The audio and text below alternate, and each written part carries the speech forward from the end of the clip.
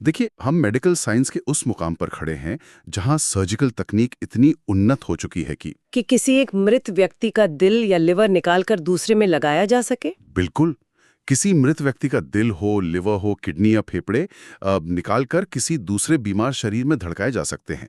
हमारे पास तकनीक है, विशेषज्ञता है, लेकिन लेकिन वो तिजोरियां खोलने की अनुमति नहीं है। यही तो सबसे बड़ा दुर्भाग्य है। उन अंगों के अभाव में अस्पतालों की जो प्रतीक्षा सूची है, यानी जिसे हम वेट लिस्ट कहते हैं, वो असल में हजारों लोगों के लिए एक धीमा मृत्यु प्रमाण पत्र बन चुकी है। लोग इलाज के इंतजार में नहीं, बल्कि एक अंग के इंतजार में दम तोड़ रहे हैं। और इसी गहरे विश्लेषण में आज हमारे सामने जो स्रोत सामग्री है ना, वो सीधे तौर पर इसी बुनियादी और दर्दनाक सवाल पर प्रहार करती है। बिल्कुल कि अंगों की ये जो भारी कमी है, क्या ये केवल हमारे मेडिकल इंफ्रास्ट्रक्चर की विफलता है या ये हमारे समाज की सोच, हमारी सदियों पुरानी मान्यताओं और हमारे द्वारा बनाए गए नियमों का परिणाम है? ये बहुत ही गहरा सवाल है। और देखिए, इस चर्चा का केंद्र और हमारा आज का मिशन है मंगेश बनीबाई काशीराम रेपाल जी द्वारा प्रस्तुत किया गया एक बहुत ही विचारोत्तेजक और विवादास्पद सुझाव। हाँ, उनका विचार बहुत सीधा है। वो कहते हैं कि क्या मृत्यु के बाद अंगदान को पूरी तरह से अनिवार्य यानी कंपल्सरी कर देना चाहिए। कंपल्सरी, ये तो बहुत ही बड़ा शब्द है। हाँ बिल्कुल, और हम इसी विचार के इर्द गिर्द बुने गए हर तर्क, हर खौफ और हर गणित का इस डीप डाइव में गहराई से विश्लेषण करेंगे।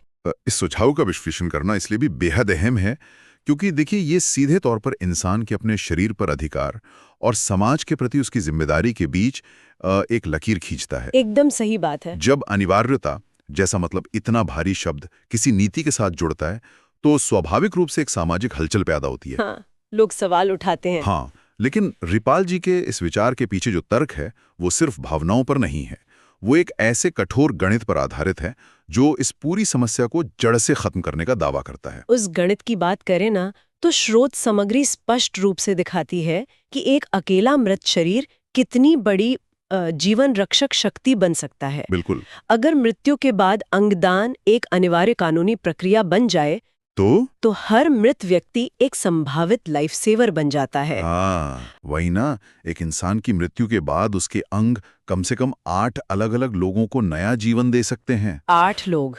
8 लोग। बाप रे, ये सच में बहुत बड़ा आंकड़ा है। हाँ, और अगर हम इस गणित को राष्ट्रीय या वैश्विक स्तर पर लागू करके देखें ना, तो मौतों का जो आंकड़ा आज हमें डराता है वो अचानक से जीवन की एक नई सप्लाई चेन में बदल जाएगा। और अस्पतालों में सालों से लटकी वेट लिस्ट रातों रात शून्य हो सकती है। कमाल है, मतलब ये सोचने में ही कितना क्रांतिकारी लगता है। और इस गणित का सबसे बड़ा प्रभाव केवल उन 8 लोगों पर नहीं पड़ेगा जिन्हें अंग मिलेंगे। तो और कहाँ पड़ेगा? ये पूरी स्वास्थ्य व्यवस्था के अर्थशास्त्र को यानी इकोनॉमिक्स को उलट कर रख देगा। देखिए, वर्तमान में हमारी चिकित्सा प्रणाली इस कृत्रिम कमी या आर्टिफिशियल स्कैर्सिटी के कारण पंगु महसूस करती है। आर्टिफिशियल स्कैर्सिटी, थोड़ा समझाएंगे इसे? जरूर।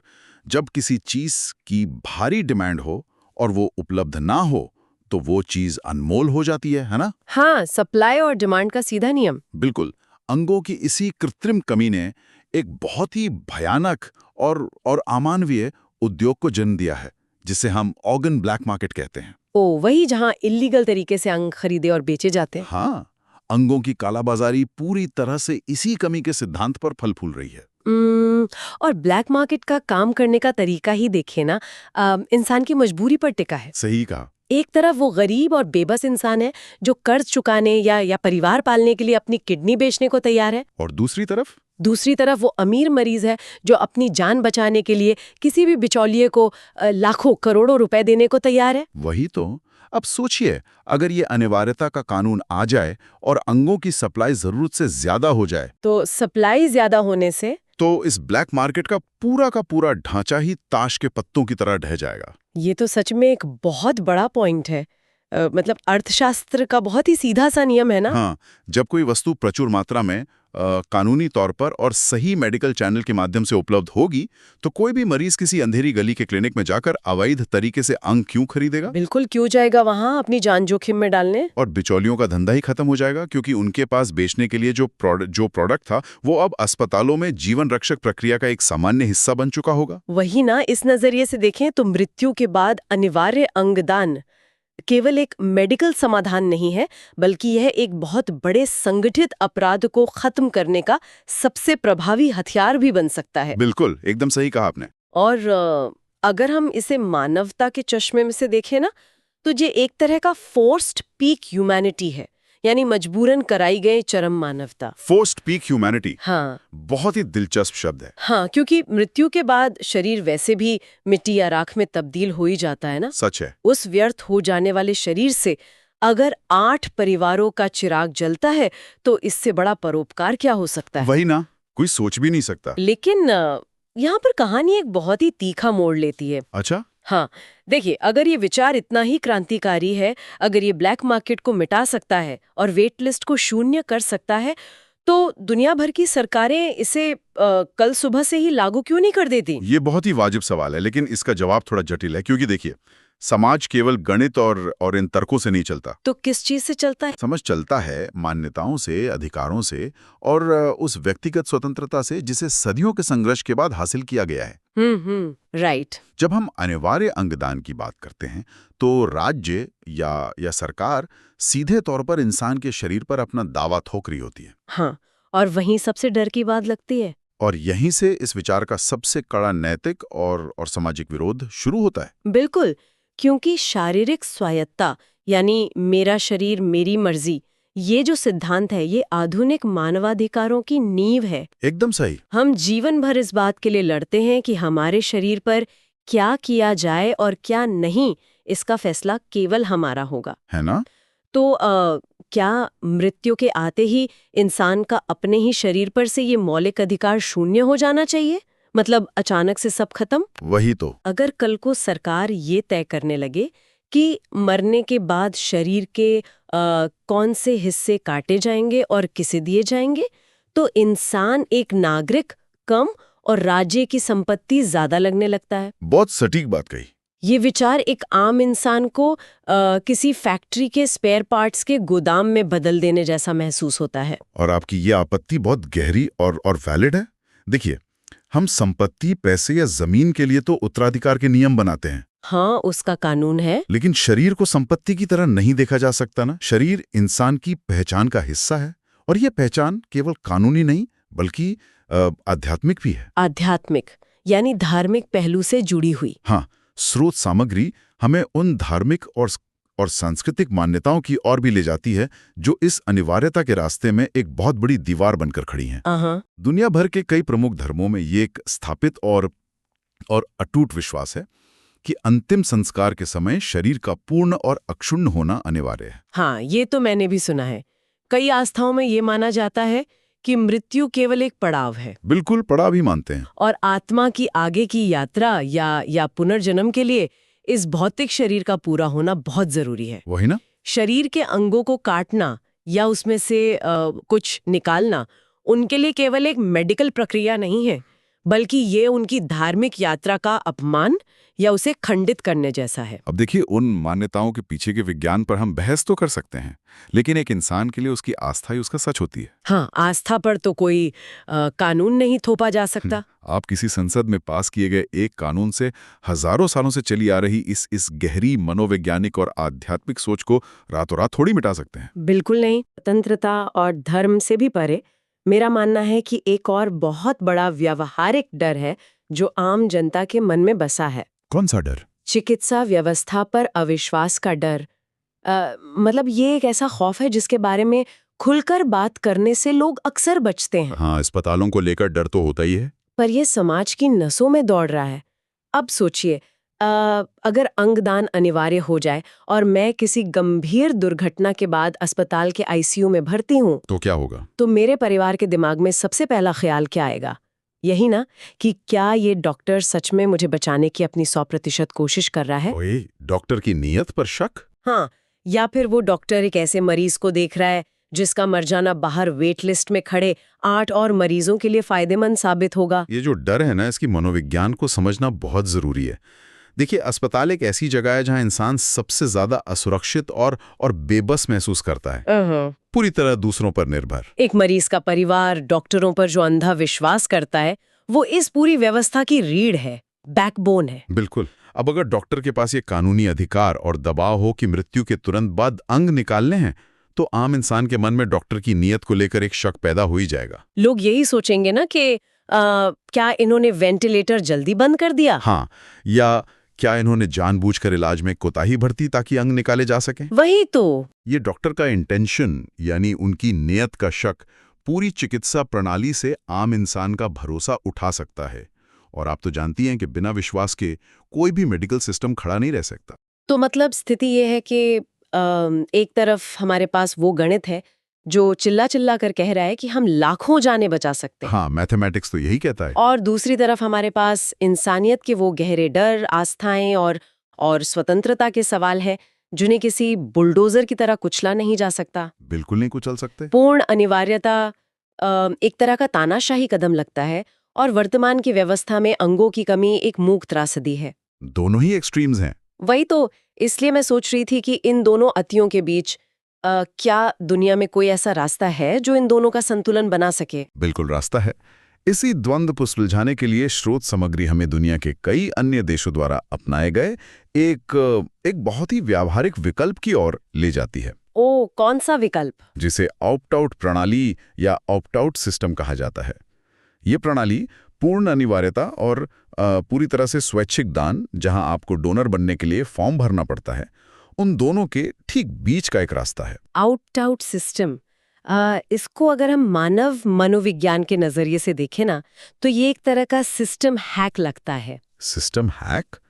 वो कैसे? देखिए, इस व्यवस्था में सरकार डिफॉल्ट रूप से हर नागरिक को एक ऑर्गन डोनर मान लेती है। यानी अगर आपने जीते जी कुछ नहीं कहा है तो आप एक डोनर है। हाँ, डिफॉल्ट सेटिंग की तरह। बिल्कुल, लेकिन यहाँ राज्य का कोई जोर जबरदस्ती वाला दबाव नहीं है, क्योंकि हर नागरिक के पास ये पूरी स्वतंत्रता होती है कि वो किसी भी समय एक फॉर्म भरकर खुद को इस सूची से बाहर कर ले। एकदम सही पकड़ा आपने। और इस प्रणाली की सफलता का पूरा रहस्य इसी बात में छुपा है कि इंसान का दिमाग कैसे काम करता है। मनोविज्ञान में इसे स्टेटस को बायस कहा जाता है। स्टेटस को बायस यानी जैसा चल रहा है वैसा ही चलने दो। बिल्कुल। हम इंसान स्वाभाविक रूप से चीजों को वैसे ही छोड़ देना पसंद करते हैं जैसी वे हैं।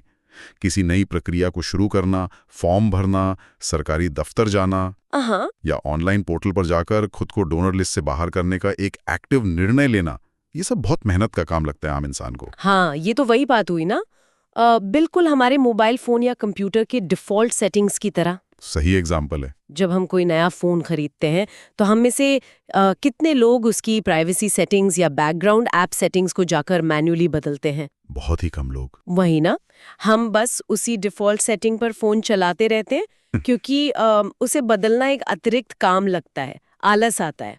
और यही आलस काम कर जाता है यहाँ। बिल्कुल।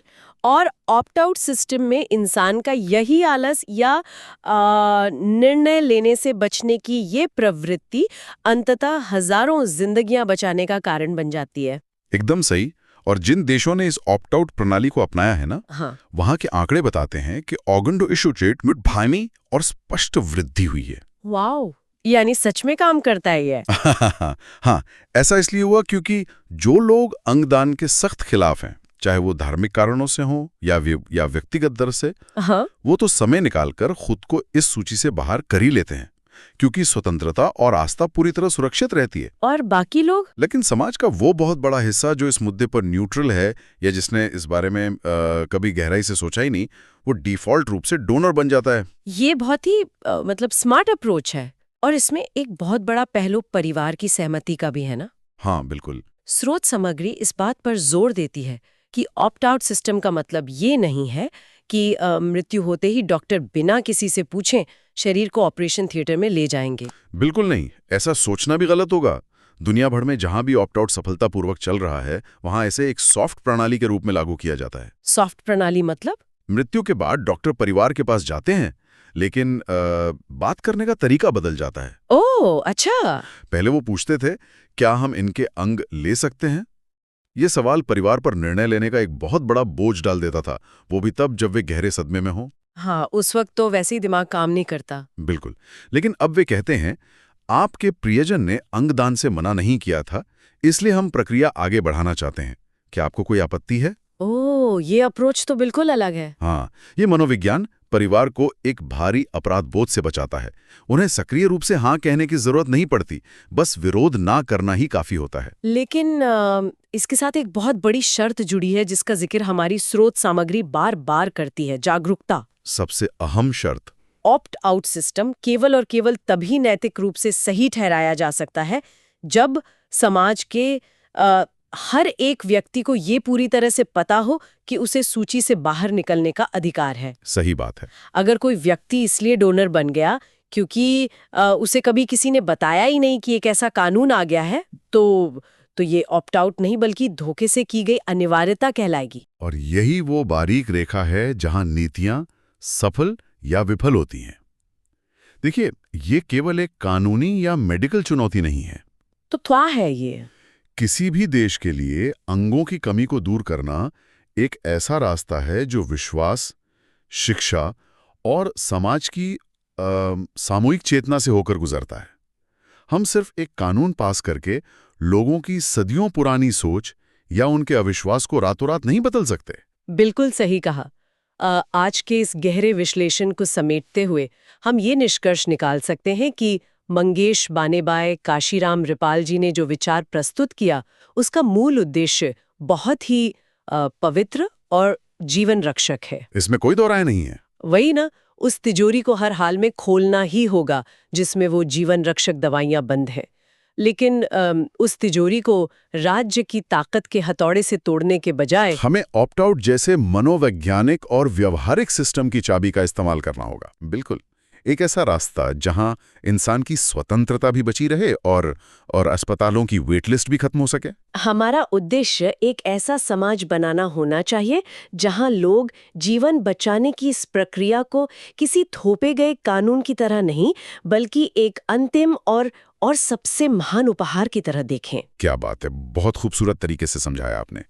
इस चर्चा ने सच में हमें मेडिकल साइंस, कानून और मानवीय संवेदनाओं के एक बहुत ही जटिल चौराहे पर लाकर खड़ा कर दिया है। बिल्कुल, और ऐसे मुद्दे सोचने पर मजबूर करते हैं। हाँ, लेकिन इस पूरे विश्लेषण और ऑप्ट आउट सिस्टम की इस वकालत से एक ऐसा नया और चुपता हुआ सवाल भी जन्म लेता है जिस पर शायद किसी भी इंसान को गहराई से विचार करना चाहिए। वो क्या? देखिए, अगर हम ऑप्ट आउट प्रणाली को अपनाते हैं और ये मान लेते हैं कि अगर किसी ने मना नहीं किया तो वो सहमत है। हाँ, तो क्या वास्तव में किसी व्यक्ति की चुप्पी या उसका मना ना करना हमेशा उसकी सहमति होती है? हम एक ऐसे समाज का हिस्सा हैं जहां अशिक्षा है, जहां कागजी कार्रवाई और कानूनी भाषा आम लोगों की समझ से बहुत दूर है। ये एक बहुत ही वैलिड पॉइंट है। उन लाखों लोगों का क्या जिन्हें शायद ये पता ही ना चले कि खुद को इस सूची से बाहर निकालने का कोई फॉर्म या पोर्टल भी मौजूद है। सही बात है। कि समाज का ग्रेटर गुड यानी बहुमत का सबसे बड़ा फायदा किसी ऐसे अनपढ़ या अनजान व्यक्ति की उस मौन सहमति पर खड़ा होना चाहिए जो उसने कभी सचेत रूप से दी ही नहीं। क्या जीवन बचाने की हड़बड़ी में हम अज्ञानता को ही सहमति मान लेने की भूल तो नहीं कर रहे? ये सच में झकझोर देने वाला सवाल है। इस विचारोत्तेजक और गहरे सवाल के साथ हम आज के इस विश्लेषण को यहीं विराम देते हैं। इस मुद्दे के हर पहलू पर विचार करना अब आप सबकी अपनी बौद्धिक यात्रा का हिस्सा है। अगली बार मिलेंगे एक नए विषय, नए स्रोतों और एक नई गहराई के साथ।